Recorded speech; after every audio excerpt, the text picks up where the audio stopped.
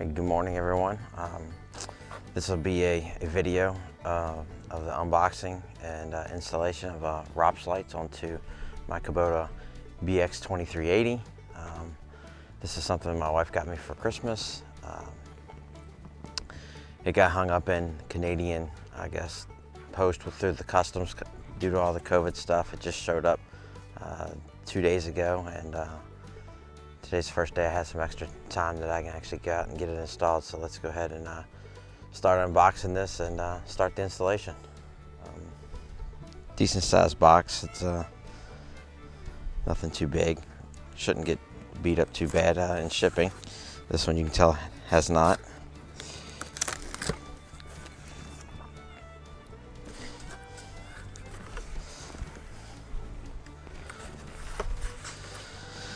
All right, so there's the cards for the lights. The company also sells a loader leveling system, a card for that. Here's the instructions that come along with it. It's nice that they're actually color instructions. Lots of times you'll see a black and white, and it's not always beneficial. Let's go ahead and start getting the actual light kit out. This is the 2-light system. They offer a single as well as a 3, and then some people will even buy 2 doubles and install 4 lights, 2 forward and two backwards. I opted for the 2. I figure if I need one in going around back, I can always just spin it around. Otherwise, I'll keep them both facing forward. So that's just on-off switch. Pretty straightforward here. Looks like aluminum bar with U-bolts. I had to clamp right on the ROPS frame, and then it looks like it's pretty much just a matter of running the cabling where it needs to go and getting hooked up. I'm assuming that is what plugs into the wire harness for the tractor. Not 100% familiar with it, but we will figure it out. We'll see how good the instructions help us. So again, this is the company that these came from. We'll go ahead and get these things installed here in a little bit. Is to install the physical lights using the U-bolts, 2 lock washers, 2 nuts, repeat for all work lights. I did check the size of the nut. It is a 14 millimeter. So I've got my sockets ready. It does look like I'll end up having to either get a deep well or a ratchet wrench. We'll be right back. Okay. So because I do have some woods here at my house, and I have overhanging branches and stuff, I'm going to opt to have these lights hanging just below the top of the roll bar, if you will. So I'm going to come in here.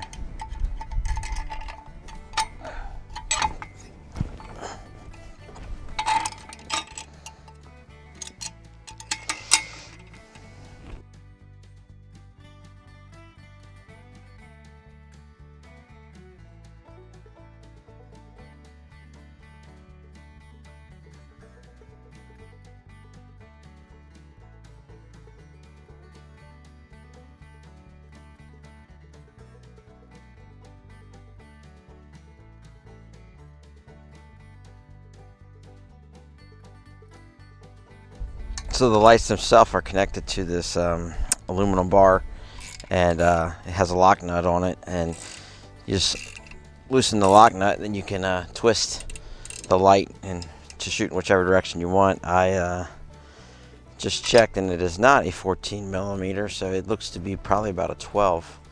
I will go grab a 12 real quick and twist those around. Okay, I was incorrect in my guesstimate there. It's actually a 13 millimeter. That's what you're going to need to adjust these. Get them pointing forward and snug it back up.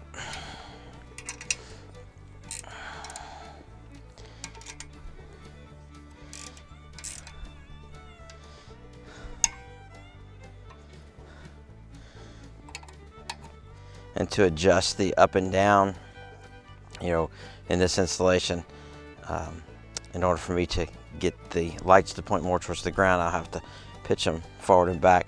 This is also a 13mm adjustment or nut that I would loosen or tighten.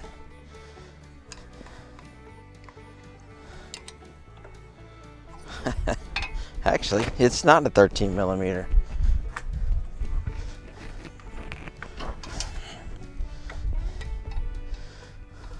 This one's the 12. Okay, so 3 different sizes to get this thing installed and adjusted. You got 14mm back here on the U-bolts. You got 13mm here on top of the lights that attach to the bar, and then you have 12mm for adjusting the lights pitch up and down to get them aimed properly for you to, I guess, for your projection or your throw of the light. All right, so that's good for now. You know, once it gets dark, I'll test these things out to get them dialed in exactly where I would want them. Okay, the next step of the installation is to start taking the wire and attaching it to the sides. I do see one thing that I probably need to make sure I give myself a little bit of I guess a courtesy loop or a little bit of slack is my my ROPS system does tilt down, and if I tighten the wire on there too tight, it's going to only end up busting my wire tie, which, you know, they're designed to break, but it'll be something that I don't want to be constantly having to add back and forth. So I will, as I go through and install this, I will be sure to try to give myself some slack up where the joint is and where it's going to be running down to the switch. So starting next step with the wire ties. And I do apologize if you're picking up any of the wind noise. It's quite windy out here today as well. Windy and a bit on the cool side. It was spitting snow before I came out to start doing this, and I guess it's nice that I have a wireless mic and I'm not having to yell at the camera. And it's really my boys' wireless mic for their videos that they like to record and play around with their friends. So I'll just go ahead and start this. This head zip tie already broke on me. Yeah, the inside tang there that actually connects just snapped.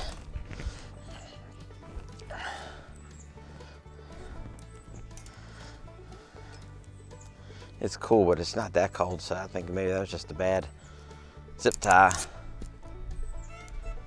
Well, there we go. All right, and I'll leave these a little bit loose for right now until I can come through and get things figured out.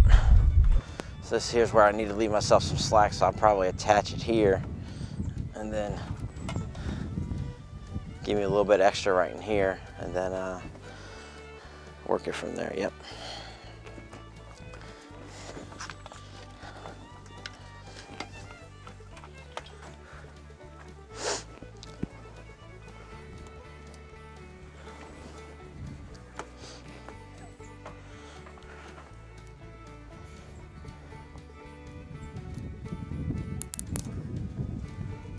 Well, there went another one. So I am 1 for 3 so far with these zip ties, and again, they just came outside with me, and kind of shocked that there went another one. So, all right, I'm gonna go and grab some of my zip ties that I should have better success with. As you can see right here on the inside, it keeps snapping off, and they're not grabbing or biting on anything. So let me go get some other zip ties and we'll be right back. Okay, well, naturally I don't have zip ties long enough to get all the way around the ROPS bar, so I'll take 2 smaller ones and go ahead and get it on there for now and come back once I can get some bigger ones and fasten these in here a little bit better.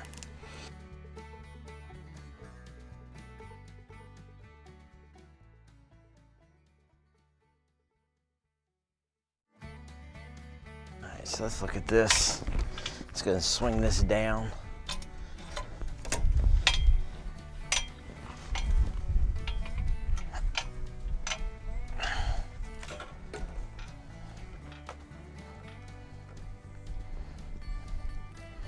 So I think here for now, I'll just leave the zip ties loose enough that the wire can float a little bit in there. Then once I get a little bit better feeling for how this thing moves and with the tractor on and start using it, then I can come in and fasten these things back exactly where they need to be. So.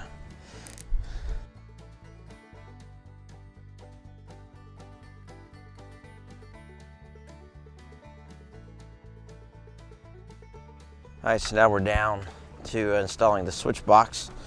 As you can see, you got a little bit more extra, or a little extra cable for the one that you would mount on the other side. So if I pull that slack up, I'll probably fasten it up top somewhere. But if I bring this down as far as it will go, this is where she ends up. And I still have to take this cable, gets routed down through the this fender hole here, and then it has to come over into the wiring harness for the tractor. So I don't want to bring it up too high because this cable length, you know, it's not overly long. I think there's plenty there, but I don't want to have to go back and pull things and move it again. So I will go ahead and install the switch down as low as I can, easy enough for me to reach back and flip that on and off. And then I think I'm routing the actual wire to the harness to turn the power on and off to the lights next. Yeah.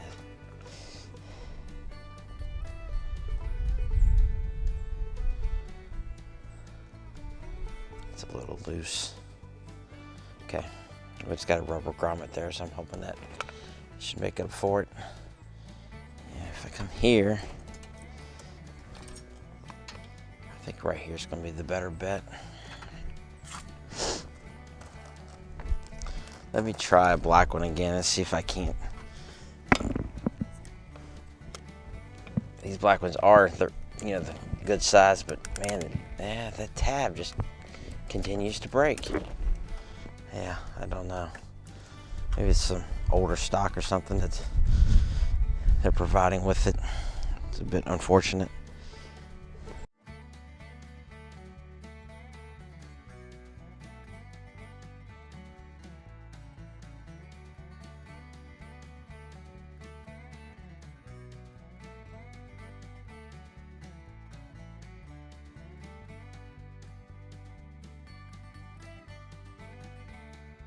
For the spot I chose, I can't really get this zip tie down below the switch, so it literally lays right across the middle of the switch as it is right now. I may look at eventually taking this little box apart and seeing if I can't put something in there that allows me to screw in a different type of zip tie straight into it, and it would hold it. It gives me a little bit more of a mounting option for this box as opposed to just the zip ties.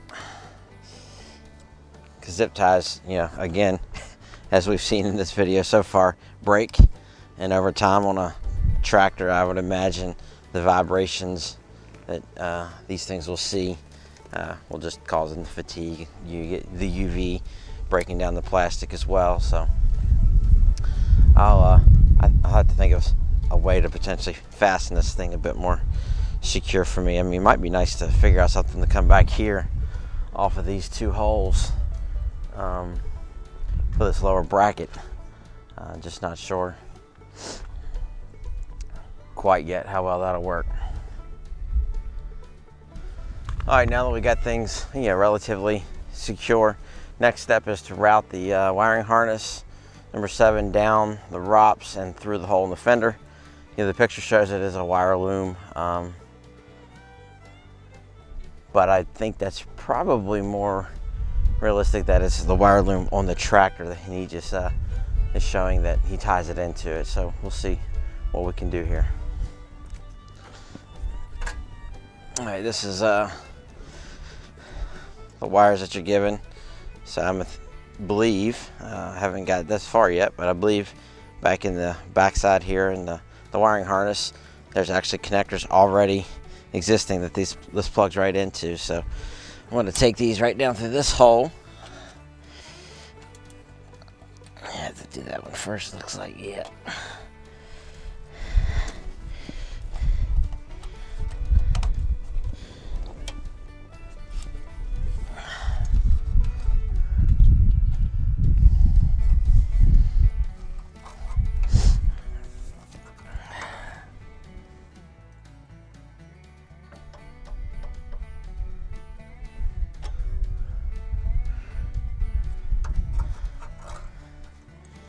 Okay.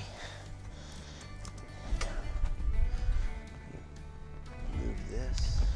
So I believe this gets routed over through here. Bring it down underneath. And we're gonna come up through here, and I think right here is where we're actually gonna tie in. So what I'll do is I'll go ahead and peel this back, and then we'll get it tied in, and then come back and secure it with some tape.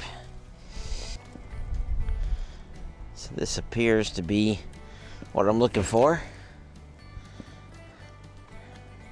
That one would plug in here. This one in here.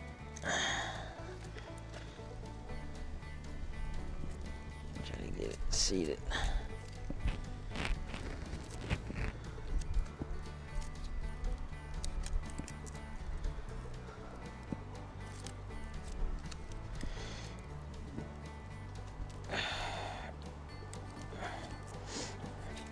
All right, that seems straightforward enough. I will get some electrical tape and be right back.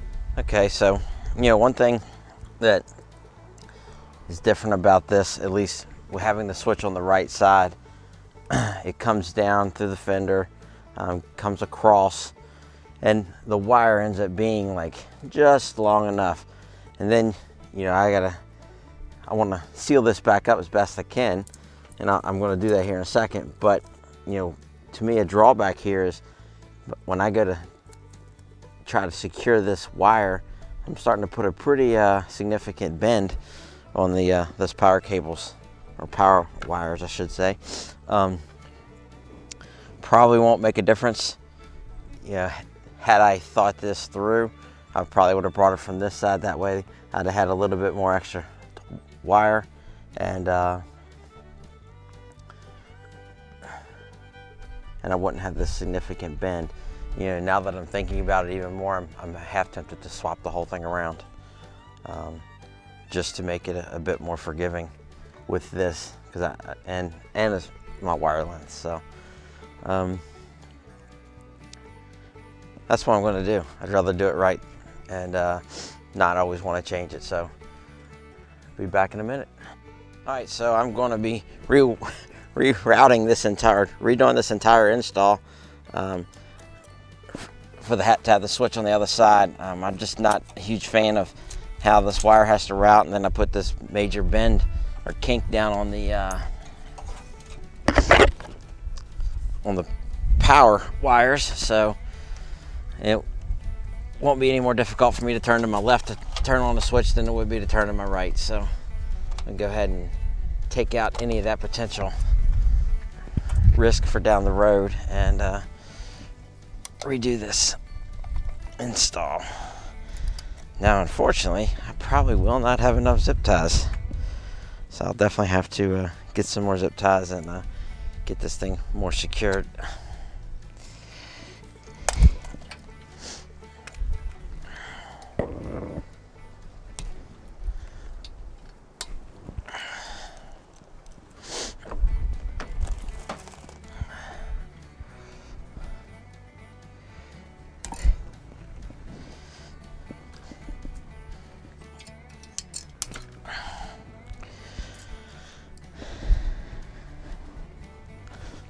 Now, is it easier just to swap the lights over? Maybe. Let's try it. Let's just try swapping the lights over. I believe that's a 13 millimeter.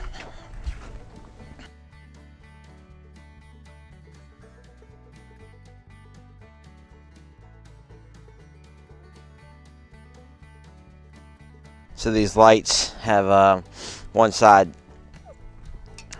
the wire is longer than the other one, so that's why I have to swap them up here. I figure it'd be easier just to fool with 2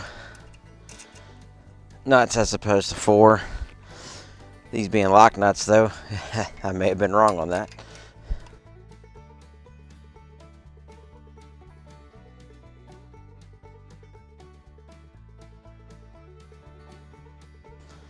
So I guess I would say this, yeah, everybody always says always go through the instruction set and think about your install.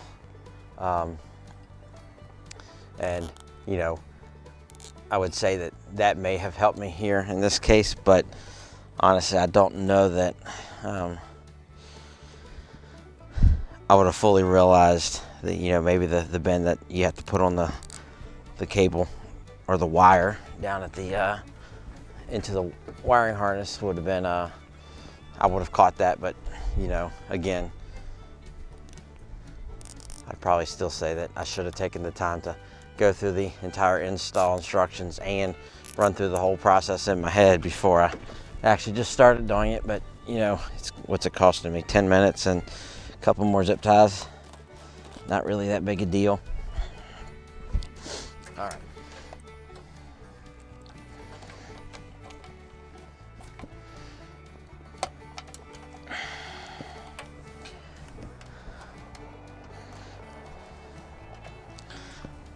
Go.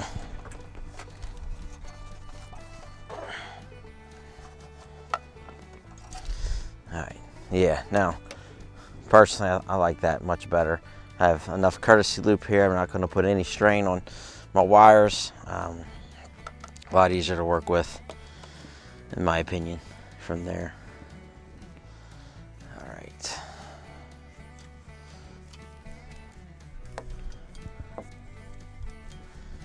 Yeah. Yep. And now that actually gives me the flexibility that I can come up significantly higher for my switch. Tell you what, I'll show you.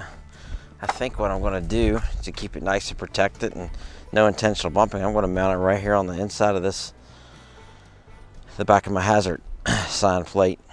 I mean, I still got plenty of room down here. You know, I haven't learned my lesson, so let's see if I can maybe tempt fate and get at least 2 of these zip ties to work for me.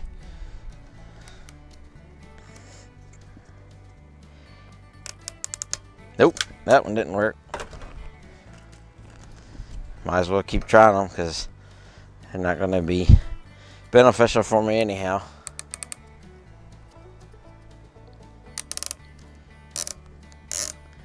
Alright, this one seems to be hanging in there.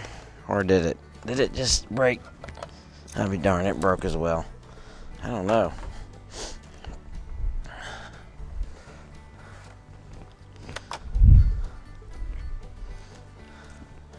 Well, I got a couple more to try.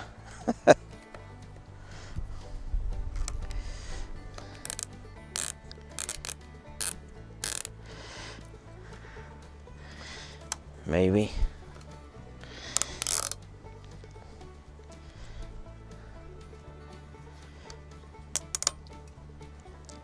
It broke right there at the very end. Frustrating.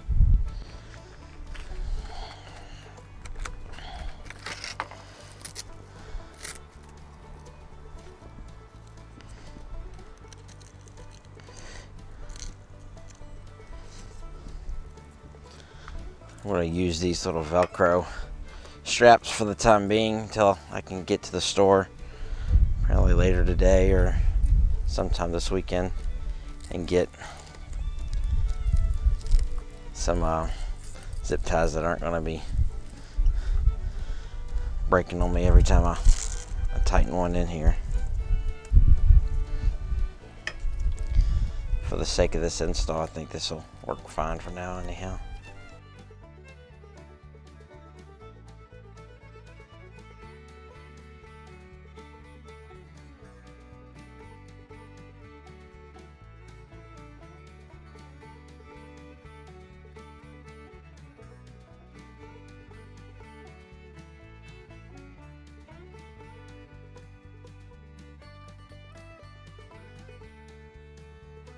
This is a harder part here, getting enough slack. Yeah, that's gonna be difficult.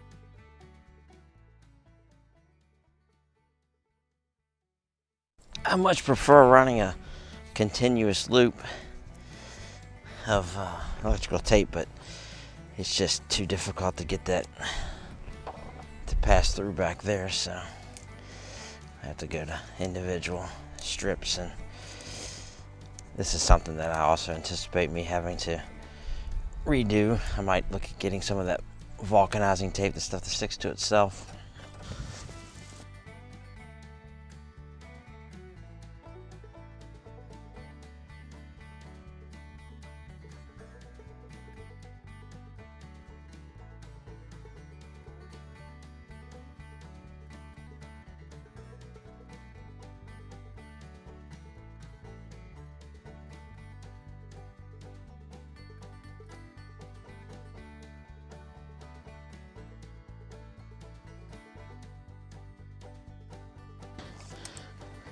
Leaves me with one left. I don't know how many it actually comes with, but so I did manage to get one on at the beginning.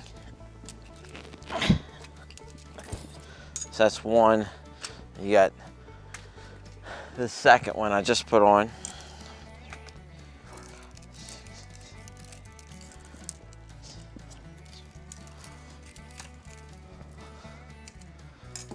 And then there's one left, so it looks like you get 15 of these zip ties, and you know, it's maybe 39, 40 degrees here today, and 12 of them broke. Again, not a big deal. I think if you're handy enough to be able to install these types of things, you're handy enough to be able to find zip ties on your own as well. So following through, you know, we did this, brought the wiring harness. Next step was to connect the wiring harness in. They should be wrapped and taped once you're done with it, to try to prevent moisture from getting in there. Not the greatest of tape job that I've ever done, but again, I might come back with some vulcanizing tape here in the future, the stuff that sticks to itself, and that'll help seal it up much better. Secure harness with tie wraps, which I've been struggling to do. Here it's talking about requires 14 amps of current to run 2 lights. If your tractor work light circuit is fused at less than 14 amps, do not operate. So that's something I'll have to go and check. If installing 2 double kits, there's a Y connector. It's not our case here. Nothing there. And then wrap the work light connectors with electrical tape to protect it, which we're doing down there, and secure tie wraps. So for the most part, that's the simplicity of this install. Not a difficult thing to do at all. Easy enough to change, as you saw, if needed, and hope to get it tested. So I think next step I'm going to do is look at my fuse, make sure that I'm covered with a 14 amp circuit, and then maybe come back later this evening. That way we can see exactly how much light we have. So stand by. All right, let's try to remember where this fuse box is. I think I've seen it before, I just don't remember where it is.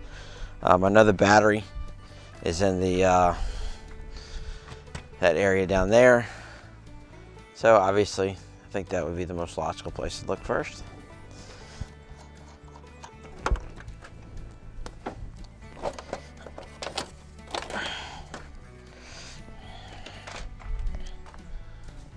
It does look like there's a fuse box on the other side. Let's Let's go over and check it out.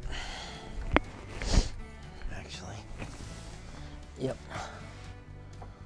All right, so we see a lamp 20 amp, you see a work light at 20 amp. So it does look like we have enough of a fuse here to easily run those lights. It says we needed 14 amps, we got 20, so plenty to spare. Get this thing buttoned back up.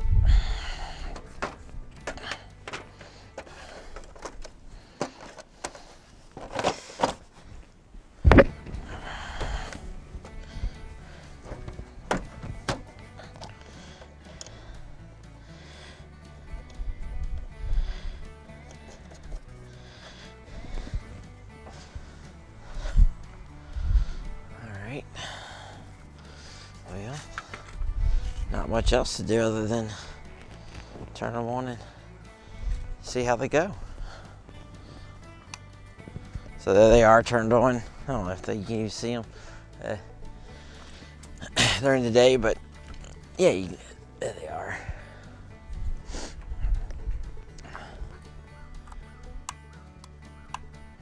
That's a good rocker switch in there. You definitely know when you turn it on and off. It's not one of the soft ones that sort of clicks and you're just not 100% sure. Obviously, you know whether you clicked it on or off because you'll have light if you're driving at night, but you know, don't think this is something that's, especially where I installed it, I don't think it's going to easily be bumped and turned on and be driving around with it all day long. You know, notice the tractor is turned off and I still have light, so that is definitely a nice thing. It's not necessarily a switched power type of thing, so it'll definitely be nice if I'm doing some work late in the evenings and I'm trying to load the tractor and I don't have the tractor running. I can flip that on and help me finish the job pretty quick. So, all right, I go through and clean up these little tags hanging off these wire ties.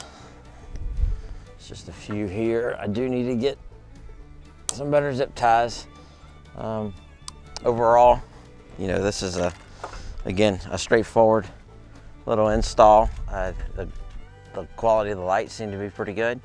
That my only I guess criticisms of it would be the zip ties. They just, yeah, I do know it is cold, but yeah, I routinely use zip ties out in the cold and don't have so many break on me while trying to use them. You know, out of the 15, only 2 of them were successful and I only have 1 left, so that's 12 breaks. And then the other, I guess, one bit of maybe critique that I think I would have potentially liked to have seen different is this wire that ties into the wiring harness. I originally was going to install it on the right side after you know, getting things initially done and running wires. I was like right at the hairy edge and I was going to have a very sharp bend. If you've ever worked with wires and cables and stuff, you know there are bend radiuses that you want to try to maintain. And just coming here and then doubling right back on it was definitely going to be a sharp bend without much extra wire. I guess what I'm getting at is if you just maybe gave an extra foot worth of wire there and maybe didn't put the connectors on and allow the person installing it to take a standard set of crimps and crimp those on, should be pretty easy. Then that would have definitely opened up the flexibility of the install. Again, I think me moving it to the left side was the right decision for me. It's definitely going to put me at ease with not having a sharp bender here. It ended up having a very nice bracket here I can mount it off of, so it all works out very nice. It's all hidden back in behind the hazard plate as well. So overall, good install, and I look forward to putting these to use. Hopefully I can get back out this evening and get a video of the light and how well they light things up.